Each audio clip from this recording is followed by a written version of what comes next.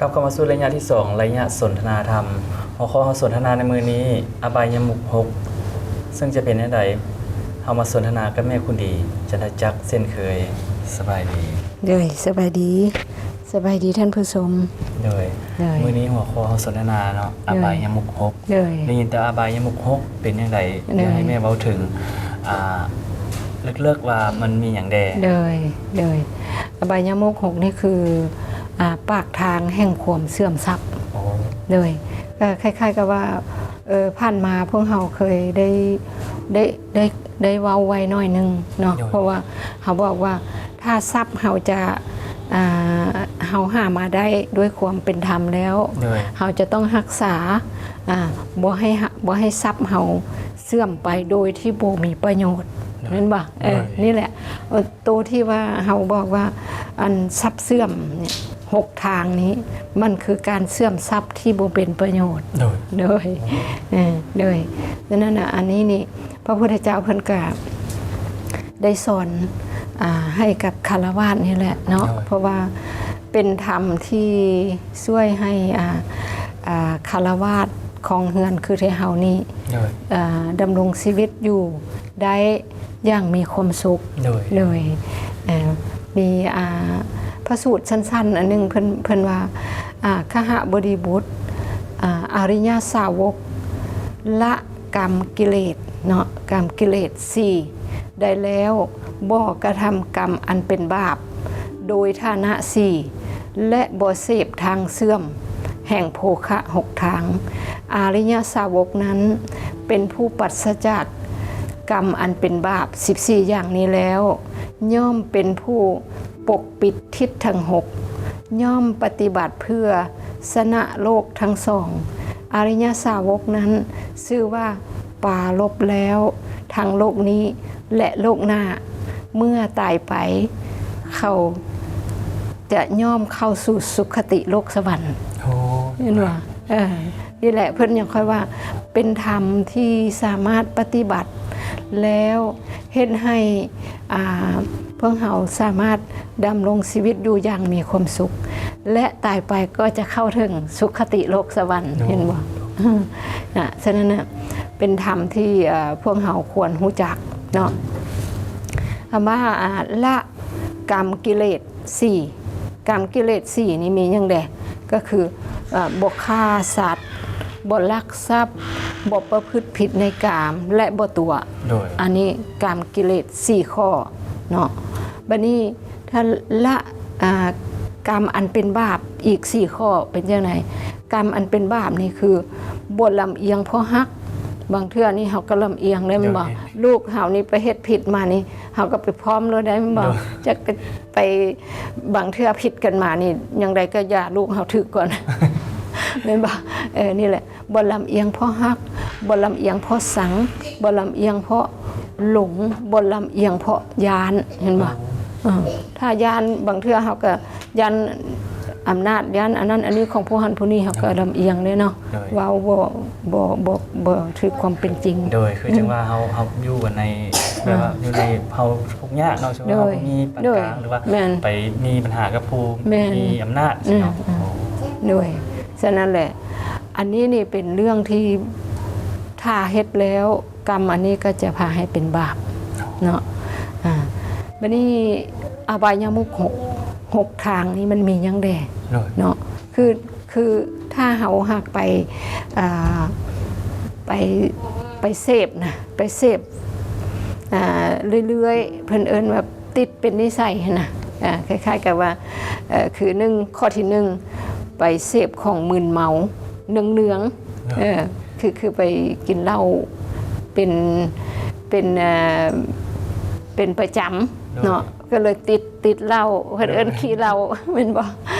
อันนี้เป็นอันนึงเนาะข้อที่1ข้อที่2ไปเที่ยวในห้อง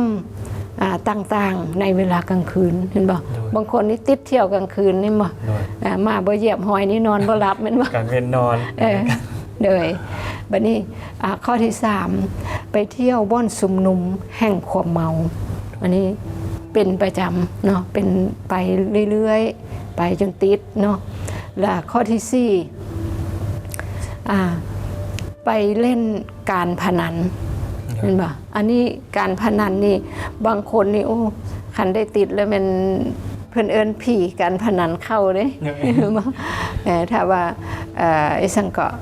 เพิ่นเอิ้นน่ะเพิ่นว่าไฟไหม้เฮือนยังเหลือดินไฟไหม้เฮือนน่ะแต่ว่าผีการพนันเข้าดินก็บ่เหลือ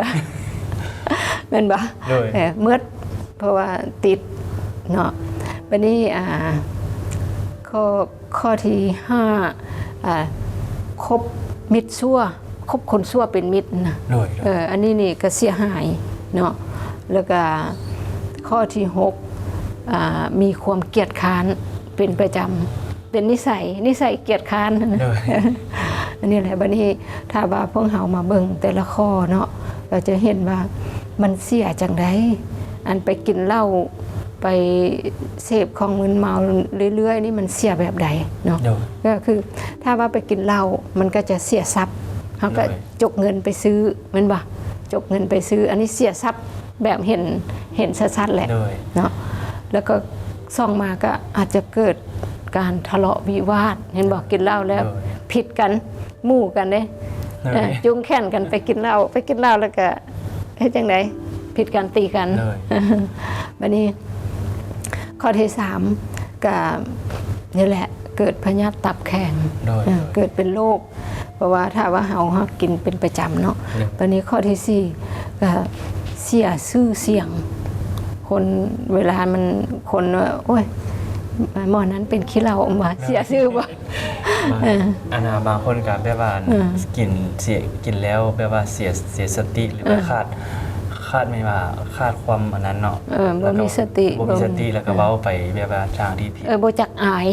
เห็นบ่อีกข้อนึงเนี่ยบ่จักอายแล้วก็เฮ็ดให้ปัญญาเสื่อมบ่ข้อนี้นี่ถ้าว่าเว้าเรื่องการดื่มน้ำเมานี่นะดื่มน้ำเมานี่นะอยู่ในศีลเนาะที่เฮาเคยเว้าเรื่องศีลเนาะข้อนี้นี่ถ้าว่าถ้าว่ากินเป็นประจำกินแบบเสพเนืองๆเฮ็ดเป็นนิสัยอันนี้ตกนรกเนาะวิบากนะแต่ถ้าวิบากขั้นเบาถ้ากลับมาเป็นมนุษย์จะมีความเป็นบ้าเห็นบ่อันนี้ได้อันนี้มัน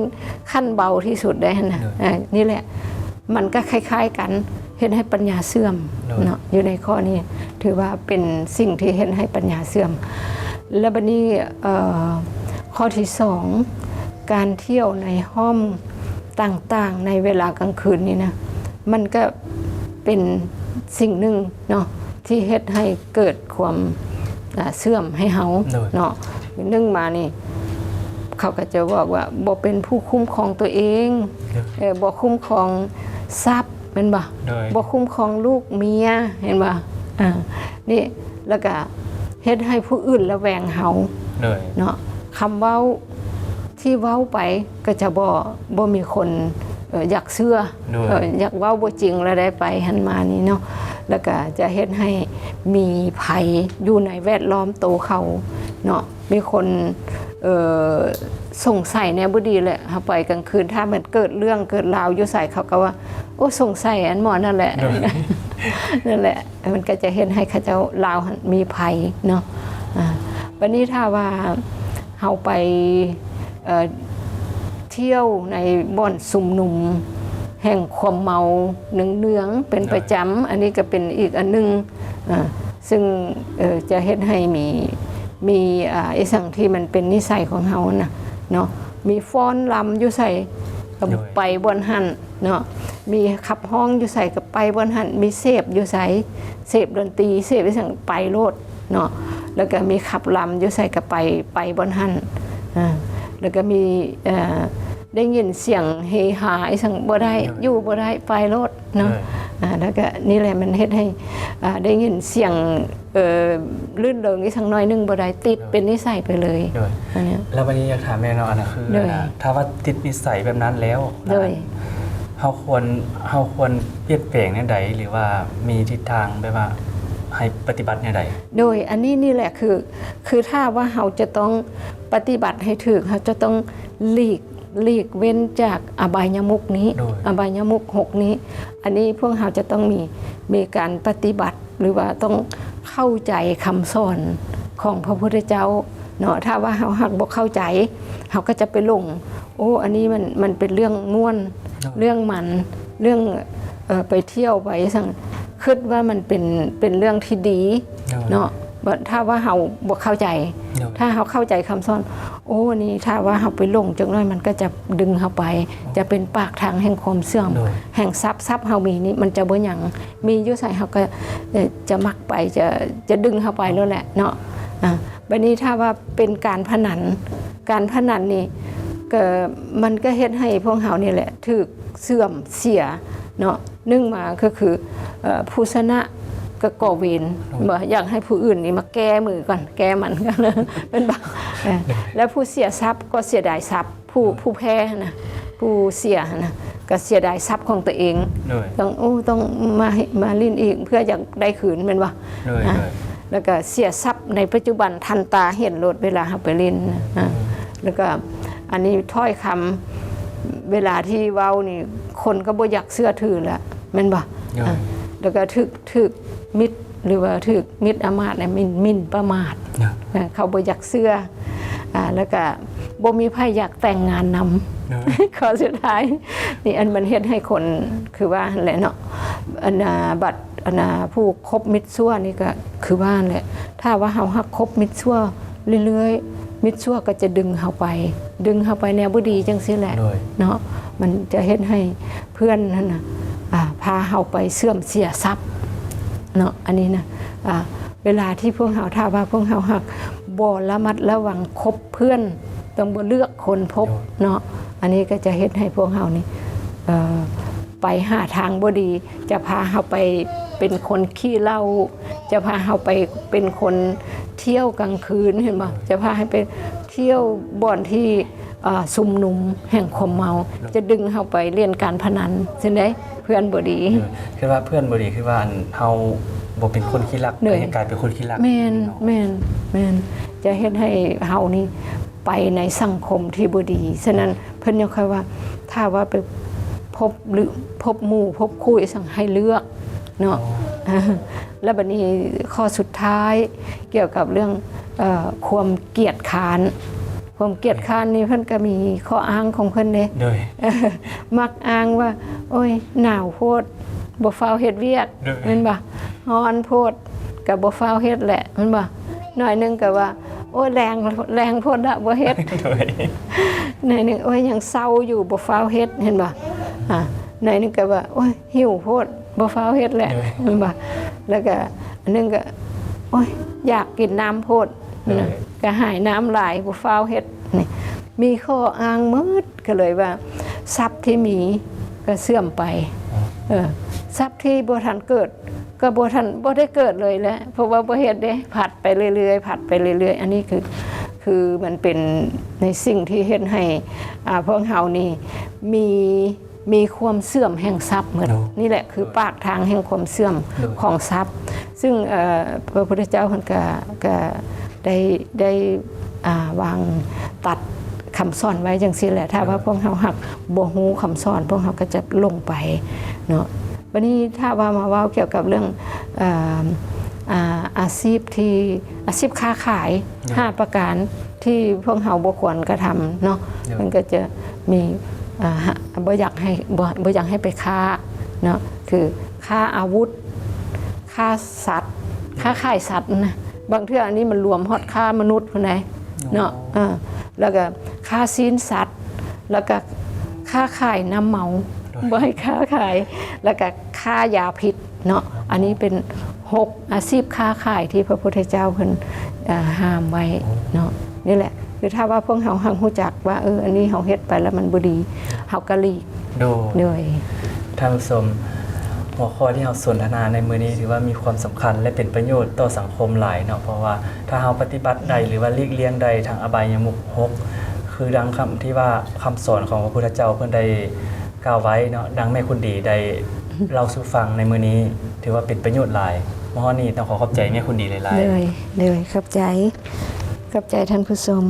เลย ท่านผู้ชมมาฮอดนี้พักคำชมสิ่งที่น่าสนใจจากทางรายการกันก่อน แล้วจะกลับเข้ามาสู่ระยะที่ 3 ระยะข่าวพุทธศาสนา